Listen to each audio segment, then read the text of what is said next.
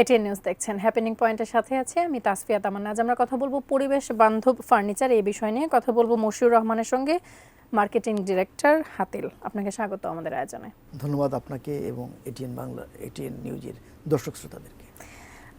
প্রথমে একটু জানতে চাই যে পরিবেশ বান্ধব ফার্নিচার আমরা বলছি, পরিবেশ বান্ধব ফার্নিচারটা কি আসলে, কেন বলছি? পরিবেশ বান্ধব ফার্নিচার বলতে আসলে যেটা বোঝায় সেটা সংক্ষেপে যদি আমি বলি, যেই ফার্নিচার ব্যবহার করলে পরিবেশের, নিজের দেশের বা পৃথিবীর পরিবেশের কোনো ক্ষতি সাধন হবে না। অর্থাৎ আসলে ফার্নিচারটা না, এখানে ইম্পর্টেন্ট হচ্ছে ফার্নিচারের কাঁচামালটা, র মেটেরিয়ালসটা, কোন কাঠটা ব্যবহার করা হচ্ছে। আর বিষয়টা হচ্ছে একটু আসলে ইনডিরেক্টলি, বিষয়টা হচ্ছে যে কোন কাঠ আপনি ব্যবহার করছেন ফার্নিচারের জন্য, সেই কাঠটা কোন দেশের কাঠ এবং সেই দেশে কি পর্যাপ্ত বনায়ন আছে কিনা। একটি দেশের মিনিমাম বনায়ন থাকতে হয় 25%। যদি একটি দেশে 25%-এর বেশি বনায়ন থাকে, তাহলে ওয়ার্ল্ডের একটা অর্গানাইজেশন আছে যেটা বলা হয় FSC, ফরেস্ট স্টুয়ার্ডশিপ কাউন্সিল। তারা এই বিষয়টাকে তদারকি করে, তারা সার্টিফিকেট দেয় একটা বনের উপরে, একটা দেশের বনের উপরে, যে এই দেশের কাঠ কাটা যাবে, তাহলে পরিবেশের ভারসাম্যর কোনো ক্ষতি হবে না, পৃথিবীর বা ওই দেশের পরিবেশের ক্ষতি হবে না। তো সেই অনুযায়ী বাংলাদেশে যেহেতু 25% বনায়ন নেই, ইভেন কি 15% বনায়নও নেই, বাংলাদেশের কোনো বনের কাঠ কাটাই কিন্তু আইনত সিদ্ধ নয়। বাংলাদেশের বনের কাঠ কাটলে সেটা পরিবেশের ভারসাম্যের জন্য ক্ষতিকারক হবে। এই কারণে আমরা এখন জার্মানি থেকে কাঠ আনছি, বীজ কাঠ, এবং জার্মানিতে পর্যাপ্ত বনায়ন আছে, 25%-এর অনেক বেশি, এবং সেই দেশে অনেক বন আছে যে যাদের কাঠগুলো সব ম্যাচিউর্ড। তো সেই এফএসসি যে কমিটি, তারা সেই সব বনের উপর সার্টিফিকেট দেয়, সেই কাঠ আমরা ইম্পোর্ট করে এনে ব্যবহার করি। এই কারণে এইভাবে ব্যবহার করলে সেটাকে বলা হয় যে পরিবেশ ভারসাম্য রক্ষা করে বা পরিবেশ বান্ধব ফার্নিচার। আচ্ছা, তার মানে কাঠের সাথে কোনো সম্পর্ক নেই, এখানে হচ্ছে একটা দেশে যতটুকু বনায়ন আছে তার উপরে ভিত্তি করে আমরা বলছি পরিবেশ বান্ধব ফার্নিচার। আপনারা 2009 সাল থেকে হাতিলের জন্য, ফার্নিচারের জন্য আপনারা কাঠ নিয়ে আসতে শুরু করেছেন। হাতিলের যাত্রা কবে থেকে? হাতিলের যাত্রা শুরু হয়েছে 1989 সাল থেকে। 1989 সাল থেকে শুরু করে আপনারা 2009 সাল পর্যন্ত আপনারা দেশের কাঠ ব্যবহার করেছেন। এরপরে আপনাদের মাথায় এলো কিভাবে, এই জিনিসটা কিভাবে মাথায় এলো? আচ্ছা, এই জিনিসটা মাথায় এলো আমরা যখন এক্সপোর্ট করার জন্য চেষ্টা করছি 2009 সাল থেকে, বা তার আগে থেকে আমরা এক্সপোর্ট শুরু করেছি 2007 সাল থেকে। তখন আমরা বিশেষ করে ইউরোপ আমেরিকায় কিছু কিছু কান্ট্রিতে এক্সপোর্টের সময় আমরা এই বিষয়টা জানতে পারি যে তারা দেখে যে যেই দেশ থেকে কাঠটা আনছে তাদের ফার্নিচারটা পরিবেশ বান্ধব ফার্নিচার কিনা, তারা কি এফএসসি সার্টিফাইড কাঠ ব্যবহার করছে কিনা। তা না হলে তারা কিন্তু কাঠ নেয় না সেই দেশ, মানে ফার্নিচার নেয় না সেই দেশ থেকে। তখন আমরা এই জিনিসটা আমাদের নলেজে আসে এবং আমরা প্রথমে এক্সপোর্টের প্রয়োজনে এফএসসি সার্টিফাইড কাঠ ইম্পোর্ট করি। প্রথমে আমরা ওক কাঠ ইম্পোর্ট করতাম নর্থ আমেরিকা থেকে, পরবর্তীতে আমরা আরও বেটার বীজ কাঠ জার্মানি থেকে ইম্পোর্ট করি, এবং একটি পর্যায়ে এসে 2-3 বছরের মাথায় এসে আমরা আসলে আমাদের ফ্যাক্টরিতে ব্যবহৃত, দেশের জন্য হোক বা বিদেশের জন্য হোক, সকল ফার্নিচারে আমরা এই এফএসসি সার্টিফাইড বীজ কাঠ ব্যবহার শুরু করি। ফার্নিচারের কাঠের মধ্যে তো আসলে ডিফারেন্স আছে, যে এই কাঠটা একটু ভালো, এই কাঠের ফার্নিচার একটু তুলনামূলক কম দিন টেকে। এই দিক বিবেচনা করে কি বীজ কাঠ পছন্দ করা, নাকি হাতিলের পছন্দ কেন জার্মানির এই একটা কাঠই কেন? আচ্ছা, বিষয়টা হচ্ছে আসলে অনেক কাঠই ভালো আছে, অবশ্যই কিছু কিছু কাঠ আছে যেগুলো ফার্নিচারের জন্য সুইটেবল না, দীর্ঘস্থায়ী না, কিন্তু দীর্ঘস্থায়ী এবং ভালো কাঠ ফার্নিচারের জন্য সেটারও কিন্তু অনেক কাঠ আছে। তো তার মধ্যে থেকে বীজ কাঠ একটি কাঠ যেটা ইউরোপে খুবই জনপ্রিয়, 1000 বছর ধরে ব্যবহার হচ্ছে, এবং এই কাঠটা ওই দেশে পর্যাপ্ত বনায়ন আছে, দেখতেও সুন্দর, ফাইবার সুন্দর, দীর্ঘস্থায়ী এবং অনেক শক্ত কাঠ। তো এসব বিবেচনায় আমরা এই কাঠটি সিলেক্ট করেছি। আমরা বিভিন্ন রকম কাঠ সিলেক্ট করিনি, কারণ হচ্ছে যে সাপ্লাই চেইন ঠিক করার জন্য আপনি যদি অনেক ধরনের র মেটেরিয়ালস ব্যবহার করেন, তাহলে তো আসলে অনেক কোয়ান্টিটি আনতে হবে। তো একটি র মেটেরিয়ালসের উপরে থাকলে ইনভেন্টরি মেনটেন করাটা, সাপ্লাই চেইন মেনটেন করাটা একটু সহজ হয়। এই কারণে বীজ কাঠ, কিন্তু আমরা বলছি না যে বীজ কাঠই একমাত্র ভালো কাঠ, নিশ্চয়ই আরও ভালো কাঠ আছে, তার মধ্যে বীজ কাঠ অন্যতম একটি ভালো কাঠ হিসাবে আমরা ব্যবহার করছি। যারা একটু ঘর সাজাতে পছন্দ করেন, একটু সুন্দর নান্দনিক ফার্নিচার ব্যবহার করতে চান, তারা হাতিলের দিকেই কেন ঝোঁকেন? হাতিলই কেন তাদের প্রথম পছন্দ? অবশ্যই ক্রেতারা হাতিলকে যে পছন্দ করেন তার পেছনে নিশ্চয়ই যুক্তিসঙ্গত কিছু কারণ রয়েছে। আমরা যতটুকু জানি যে হাতিলের ডিজাইন খুব দৃষ্টিনন্দন, কাস্টমাররা হাতিলের ফার্নিচারের ডিজাইনগুলো খুব পছন্দ করেন প্রথমত।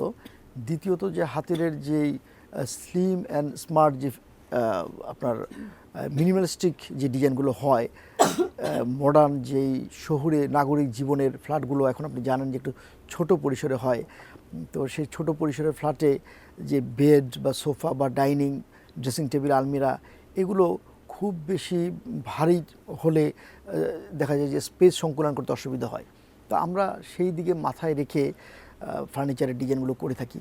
দ্বিতীয়ত হচ্ছে আমাদের যে ফিনিশিং, বীজ কাঠের ফাইবার প্লাস হচ্ছে আমরা যে ইটালির শেয়ারলাক লেকার করে ফিনিশিং করি, এটার ফিনিশিংটা খুবই উন্নত মানের ফিনিশিং এবং খুবই দৃষ্টিনন্দন ফিনিশিং। হাতের ফিনিশিংটা বাংলাদেশে আসলে আর কেউ এখনও করতে পারছে না। এই ফিনিশিংটা ক্রেতারা পছন্দ করেন। এবং তৃতীয় হচ্ছে যে ওভারঅল কোয়ালিটি, অর্থাৎ এটা দীর্ঘস্থায়িত্ব এবং এটা যে ইউজার ফ্রেন্ডলি, কোনো ধরনের হ্যাসেল ফ্রি ছাড়া ব্যবহার করা যায়, এবং এটা নকডাউন বলে একটা বেড কিংবা একটা আলমিরা সহজেই পার্ট বাই পার্ট খুলে শিফটিং করা যায়। এই ফ্যাসিলিটিসগুলো আছে বা এই ফিচারগুলো আছে বলেই ক্রেতারা সর্বোপরি হাতিলের ফার্নিচার পছন্দ করে বলে আমি মনে করি। ডিজাইনের কথা বলছিলেন, বেশ কয়েকবারই বলছিলেন আপনাদের ফিনিশিং, আপনাদের যে আধুনিক ডিজাইন, এটার জন্য ক্রেতারা পছন্দ করে হাতিলের ফার্নিচার। আপনাদের যারা এই ডিজাইনার তারা কি আসলে বাংলাদেশি নাকি আপনারা বিদেশ থেকে কোনো সাহায্য নিচ্ছেন? আমরা প্রথম দিকে নিয়েছিলাম। আমরা ধরুন আজকে থেকে আরও 15 বছর আগে ইংল্যান্ডের একটি ডিজাইন টিম, তারা ফার্নিচার ডিজাইন এক্সপার্ট, প্রায় 3 জনের একটি ডিজাইন টিম আমাদের এখানে প্রায় 1 বছর কাজ করেছিল। তারা আমাদের যে ফ্যাক্টরিতে ডিজাইন টিম আছে তাদেরকে প্রশিক্ষিত করেছে এবং কিছু ডিজাইন কনসেপ্ট তারা দিয়েছে, কিভাবে সময়ের সাথে সাথে, আধুনিকতার সাথে সাথে, মানুষের রুচি এবং চাহিদার সাথে সাথে ডিজাইনকে আপগ্রেড করতে হবে। তো এইভাবে বিদেশি ডিজাইনারদের প্রশিক্ষণে আমাদের নিজস্ব ডিজাইনাররা ট্রেন আপ হয়েছেন এবং তারাই এখনও করে যাচ্ছেন প্রতি বছর নতুন নতুন ডিজাইন, ক্রেতাদের চাহিদা অনুযায়ী, তাদের রুচি অনুযায়ী। আমাদের দেশে কি পর্যাপ্ত আছে এরকম রুচিশীল ডিজাইনার, কি পর্যাপ্ত রয়েছে কিনা? এবং সেই সাথে আরও একটু জানতে চাই যে বিভিন্ন ফ্যাশন নিয়ে কিন্তু পড়াশোনা করছে মানুষজন, কিন্তু এই যে ফার্নিচারের ডিজাইন বা এই সব নিয়ে কি কোনো পড়াশোনা বা এটা কি আসলে প্রয়োজন রয়েছে কিনা? অবশ্যই প্রয়োজন রয়েছে, তবে আমার জানার মধ্যে বাংলাদেশে এখনও ফার্নিচার ডিজাইন নিয়ে পড়াশোনার কোনো কোর্স বা ডিগ্রি চালু হয়নি। আমরা তো আশা করব যেন এটা চালু হোক যত দ্রুত সম্ভব, কারণ বাংলাদেশে এখন হাতির একমাত্র যে ফার্নিচার করছে তা তো না, একটা বিশাল ফার্নিচার ইন্ডাস্ট্রি বাংলাদেশে গড়ে উঠেছে। অনেকেই ফার্নিচার বিজনেসের সাথে জড়িত এবং অনেক উদ্যোক্তা যেমন আছেন, অনেক এখানে শ্রমঘন একটা শিল্প, অনেক ব্যক্তি এই বিজনেসের সাথে জড়িত বা এই শিল্পের সাথে জড়িত লক্ষ লক্ষ মানুষ। তো সেখানে যদি ট্রেন আপ ডিজাইনার পাওয়া যায় তাহলে আমাদের দেশের মানুষ যেমন ভালো ভালো ডিজাইনের ফার্নিচার পাবে, তেমনিভাবে আমাদের বিদেশে রপ্তানি করার ক্ষেত্রেও সেটা সহায়ক হবে। এই বিষয়গুলো নিয়ে আরও কথা বলবো একটা ছোট্ট বিরতি থেকে ফিরে। হ্যাপেনিং পয়েন্টের সময় হলো একটি বিরতি নেওয়ার, আমাদের সাথেই থাকুন।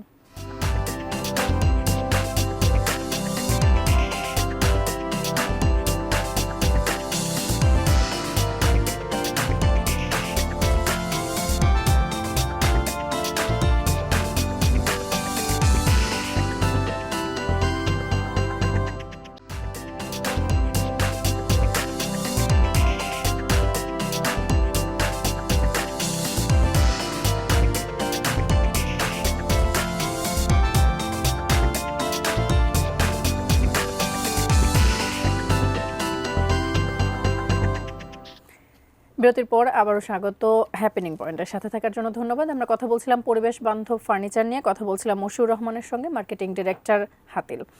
বিরতির পূর্বে অনেক কিছু নিয়ে জানতে চাচ্ছিলাম, একটু কৌতূহল হলো হাতিল নামটা কোথা থেকে এসছে এটা একটু জানতে চাই, এবং সেই সাথে জানতে চাই আপনাদের কতটি শোরুম রয়েছে দেশে এবং দেশের বাইরে মিলিয়ে।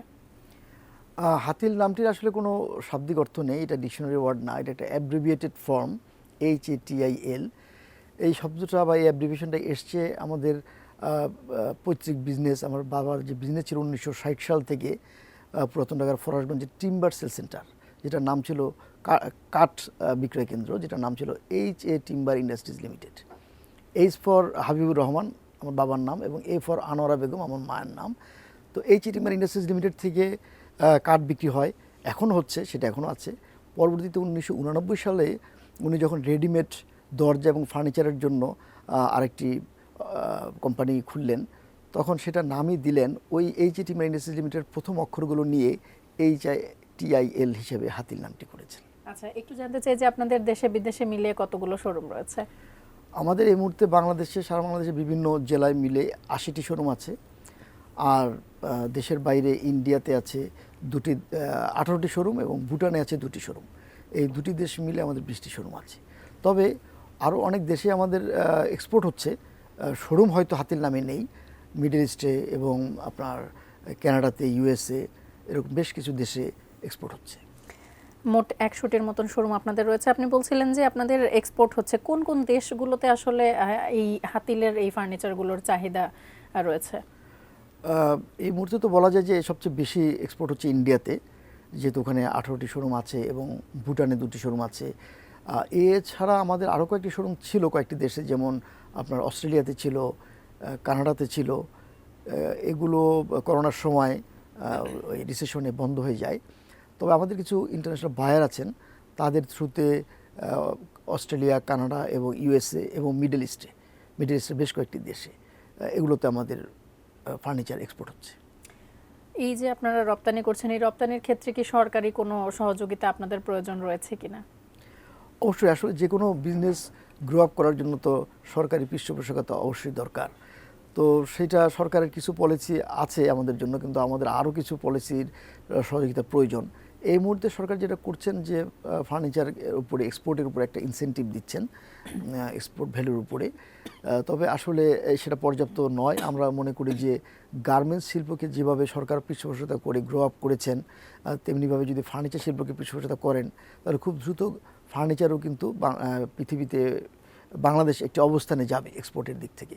অর্থাৎ যে বন্ডেড ওয়্যার হাউস আছে, যে র মেটেরিয়ালসগুলো আমরা ইম্পোর্ট করে আনি, সেগুলোর এই মুহূর্তে অনেক হাই রেট আপনার ইম্পোর্ট ডিউটি আছে, কোথাও কোথাও 60%, 70% পর্যন্ত। যেমন ধরুন আমরা কাঠ তো আনি, শুধু কাঠ একমাত্র কাঠেই তো র মেটেরিয়ালস তা না, অনেক ধরনের প্রসেস উড লাগে, বোর্ড লাগে, হার্ডওয়্যার লাগে, কাপড় লাগে, রং লাগে। তো এগুলো ইম্পোর্ট ডিউটি অনেক বেশি। তো এই ইম্পোর্ট ডিউটি বেশি দিয়ে দেশে র মেটেরিয়ালস এনে ফার্নিচার তৈরি করে যখন আমরা এক্সপোর্ট করতে যাই, তখন সেটার কিন্তু মেকিং কস্ট অনেক বেশি হয়ে যায়। তখন চায়না এবং ভিয়েতনাম এখন খুব বেশি এক্সপোর্ট ওরিয়েন্টেড দেশ ফার্নিচারের ক্ষেত্রে, তাদের সাথে কম্পিটিশনে আমরা আসলে পিছিয়ে যাই। তো আমরা যদি এই প্রাইজের দিক থেকে আরেকটু সুবিধাজনক জায়গায় যেতে পারি, বন্ডেড ওয়ারহাউস সুবিধা পেলে, অর্থাৎ তখন এক্সপোর্ট করার জন্য যেই কাঁচামাল আমদানি হবে সেগুলোর কোনো ইম্পোর্ট ডিউটি থাকবে না। তখন কিন্তু আমাদের এক্সপোর্ট দামটা কমে আসবে এবং আমরা চায়না ভিয়েতনামের সাথে কম্পিট করতে পারবো।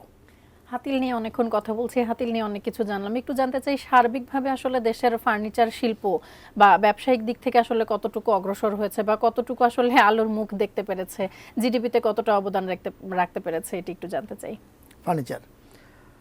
ফার্নিচার তো আসলে যে কোনো দেশেই একটা বড় শিল্প খাত, কারণ মানুষের যে বেসিক চাহিদা বা মৌলিক যে নিড আমরা যে জানি, সেটা হচ্ছে যে অন্ন, বস্ত্র, বাসস্থান। তো বাসস্থানের সাথে তো ফার্নিচার জড়িত, প্রতিটা মানুষেরই কিন্তু কিছু না কিছু ফার্নিচার লাগে। অতএব এটা একটা নিত্য প্রয়োজনীয় দ্রব্যের মধ্যেই পড়ে। তো সেই অনুযায়ী বাংলাদেশে প্রচুর ফার্নিচার শিল্প বা ব্যবসায়ী আছে, ছোট বড় মিলিয়ে, কিংবা ফর্মাল ইনফর্মাল খাতে, এবং লক্ষ লক্ষ শ্রমিক এটার সাথে জড়িত, উদ্যোক্তা জড়িত, এমপ্লয়িরা জড়িত। তো এটা তো জিডিপিতে অবশ্যই একটা বড় অবদান রাখছে। এখন আমাদের যে বললাম যে অর্গানাইজড এবং আনঅর্গানাইজড খাত ফার্নিচারের, আনঅর্গানাইজড খাতটাই এখন অনেক বড়। অর্গানাইজড ফার্নিচারের ব্যবসা বা শিল্প প্রতিষ্ঠান তুলনামূলকভাবে অনেকটাই কম। তো সেগুলো ডে বাই ডে গ্রো করছে। এবং যেটা বললাম যে বাংলাদেশ যেহেতু একটা ছোট দেশ, এখানে অর্গানাইজড ওয়েতে ফার্নিচার ফ্যাক্টরি করলে সেটা কিন্তু দেশের চাহিদার পাশাপাশি বিদেশে রপ্তানি করার সুযোগ করতে পারলে তাহলে অনেক কিন্তু হচ্ছে আপনাদের যেমন হচ্ছে ফার্নিচার, অন্যান্য কোম্পানিগুলোও কিন্তু করছে। সেই ক্ষেত্রে একটু জানতে চাই যে ঔষধ শিল্প বা কাপড় শিল্প, পোশাক শিল্প নিয়ে আমরা যত কথা বলি, ফার্নিচার নিয়ে আমাদের কথাটা কম কেন? রপ্তানিতে অবদান কম বলে, নাকি আসলে কেন কথাবার্তা এত কম হয় কেন এই শিল্প নিয়ে? এটা আমাদেরও কোশ্চেন। আসলে ফার্নিচার শিল্পতে কথাবার্তা বা সবার উৎসাহ, আগ্রহ সরকারের নীতি নির্ধারকদের আরও বেশি হওয়া উচিত। ধরেন আপনার গার্মেন্টস শিল্পে যেরকম অনেক লেবার ইন্টেন্সিফাইড একটা সেক্টর, অনেক শ্রমঘন প্রতিষ্ঠান, ফার্নিচারও কিন্তু তাই।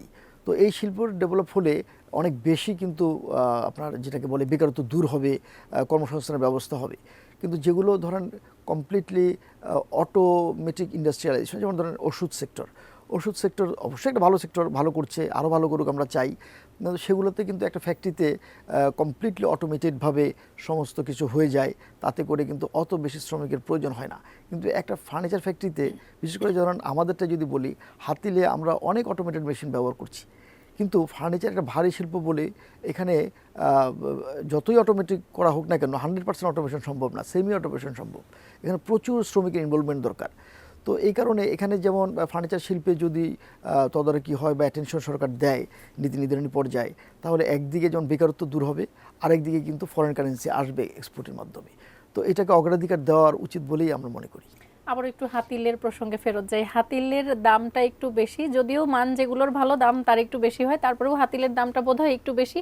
সব শ্রেণীর মানুষ কি আসলে এটা রিচ করতে পারে না বোধহয়, তাদের জন্য হাতিল আসলে কি করছে, এটি একটি প্রশ্ন। এবং বাণিজ্য মেলায় আপনাদের স্টল থাকে, প্রতি বছরই থাকে, এবারও রয়েছে। বাণিজ্য মেলায় কি কোনো ডিসকাউন্ট থাকে কিনা? যে আমরা আসলে হাতিলের ফার্নিচারের প্রাইস আমরা বেশি বলবো না, আমরা বলবো যে রিজনেবল। কারণ আমাদের দেশেই কিছু কিছু ব্র্যান্ড আছে যাদের প্রাইস হাতিলের চেয়েও বেশি, লোকাল ব্র্যান্ডই। তো সেই তুলনায় আমরা বলবো যে আমাদের প্রাইসটা আসলে আমাদের কোয়ালিটি বা মানের তুলনায় রিজনেবল। কোয়ালিটিটা ভালো করার কারণে প্রাইসটা একটু বেশি হচ্ছে। পাশাপাশি হাতিল আপনি জানেন যে একটি 100% ভ্যাট ট্যাক্স কমপ্লায়েন্ট একটা কোম্পানি, অর্থাৎ ভ্যাট ট্যাক্স পরিপূর্ণভাবে সরকারকে প্রদান করা হয়, কিন্তু হয়তো সব ফার্নিচার কোম্পানিগুলো এখনও ওইভাবে কমপ্লায়েন্সে আসেনি। তো এই কারণে লেভেল প্লেইং ফিল্ডটা একটু কম আছে বলে আমাদের ফার্নিচারের কস্টটা একটু বেশি মনে হয়। তো আপনি যেটা বললেন যে যারা আসলে এখনও হয়তো হাতিলের ফার্নিচার কেনার সামর্থ্য নেই, তাদের জন্য আমাদের যে চিন্তা, আমরা অবশ্যই সেটা নিয়ে চিন্তা ভাবনা করছি যে আমরা কাঠের পাশাপাশি যে বোর্ডের ফার্নিচার, মেলামাইন ফিনিশড বোর্ডের ফার্নিচারও আমরা কিছু অলরেডি করছি, আরও রেঞ্জ আমরা ওগুলো বাড়াবো। সেই ফার্নিচারগুলো কিন্তু দামের দিক থেকে রিজনেবল এবং সেটা সবাই নাগালের মধ্যে চলে আসে। বাণিজ্য মেলার প্রসঙ্গটি আর বাণিজ্য মেলাতে আমরা অ্যাটেন্ড করেছি, জানুয়ারি 1 তারিখ থেকে শুরু হয়েছে 1 মাসব্যাপী বাণিজ্য মেলা। প্রতিবারই আমরা অ্যাটেন্ড করি। সেই বাণিজ্য মেলায় আমাদের বেশ কিছু নতুন ডিজাইন থাকে, বেড, সোফা, ড্রেসিং টেবিল কিংবা অফিস ফার্নিচার, কিচেন আইটেম। তো সেখানে আমরা ক্রেতাদের জন্য যে বিষয়গুলো করি, যে নতুন ডিজাইনগুলো উপস্থাপন করি, পাশাপাশি বিশেষ ছাড় দেওয়া হয়। এবারও আপনার 5 থেকে 10% মূল্য ছাড় দেওয়া হয়েছে, এগুলো ক্রেতাদের জন্য আছে। হাতিলের ফার্নিচারের ক্ষেত্রে যে কোনো প্রতিষ্ঠানেরই তো অল্প কিছু ভুল ত্রুটি থাকবেই। সেই ক্ষেত্রে হাতিলের কোনো পণ্য কিনে কারো যদি কোনো অভিযোগ থাকে, সেটি কি আসলে হাতিল গ্রহণ করে? তার জন্য হাতিল কি ব্যবস্থা গ্রহণ করে? অবশ্যই এই বিষয়টাকে আমরা খুব সিরিয়াসলি নেই। আমাদের একটা online customer care service centre বা একটা নাম্বার আছে, সেই নাম্বারে সার্বক্ষণিক যে কেউ কল দিতে পারে এবং তখন সেটা বাংলাদেশের যে কোনো প্রান্ত থেকে যদি কোনো একজন কাস্টমারের হাতিলের ফার্নিচার নিয়ে কোনো কমপ্লেন থাকে, সে কল সেন্টারে জানালে আমরা সেটাকে 48 ঘন্টার মধ্যে অ্যাটেন্ড করি এবং তার আফটার সেল সার্ভিস প্রদান করে থাকি। বা একেবারে শেষ পর্যায়ে চলে এসেছি, একটু জানতে চাই সামাজিক দায়বদ্ধতার অংশ হিসেবে হাতিল আসলে কিসের সাথে যুক্ত বা কি করছে হাতিল আসলে? হাতিল যেটা আমরা একটা কাজ করছি আমাদের যে শ্রমিকদের জন্য, তাদের ওয়েলফেয়ারের জন্য, তাদের বাচ্চাদেরকে ফ্রি স্কুলিং করা, আমরা একটা বিদ্যালয় স্থাপন করেছি যে ফ্যাক্টরির আশেপাশে তো শ্রমিকরা থাকে, তারা সেখানে বাচ্চাদের ফ্রি পড়াতে পারে এবং শ্রমিকদেরকে ফ্রি ট্রিটমেন্ট দেওয়ার ব্যবস্থা করছি। তো এই শিক্ষা এবং স্বাস্থ্য শ্রমিকদের জন্য এই দুটো বিষয়ে আমরা কাজ করছি। হাতিলের জন্য শুভকামনা, সেই সাথে সামগ্রিকভাবে বাংলাদেশের ফার্নিচার শিল্পের জন্য শুভকামনা। আপনার মাধ্যমে অনেক কিছু জানলাম, আপনাকে অসংখ্য ধন্যবাদ আজকে আমাদেরকে সময় দেওয়ার জন্য। আপনাকেও ধন্যবাদ এবং এটি নিউজের দর্শক শ্রোতাদেরকে ধন্যবাদ। দর্শক, হ্যাপেনিং পয়েন্ট আজ এ পর্যন্তই। কথা বলছিলাম পরিবেশ বান্ধব ফার্নিচার নিয়ে, কথা বলছিলাম মশিউর রহমানের সঙ্গে, মার্কেটিং ডিরেক্টর হাতিল। আজ হ্যাপেনিং পয়েন্ট এ পর্যন্তই। আগামী কোনো পর্বে কথা হবে অন্য কোনো বিষয় নিয়ে। সে পর্যন্ত সঙ্গেই থাকুন, দেখতে থাকুন এটিএন নিউজ। ধন্যবাদ।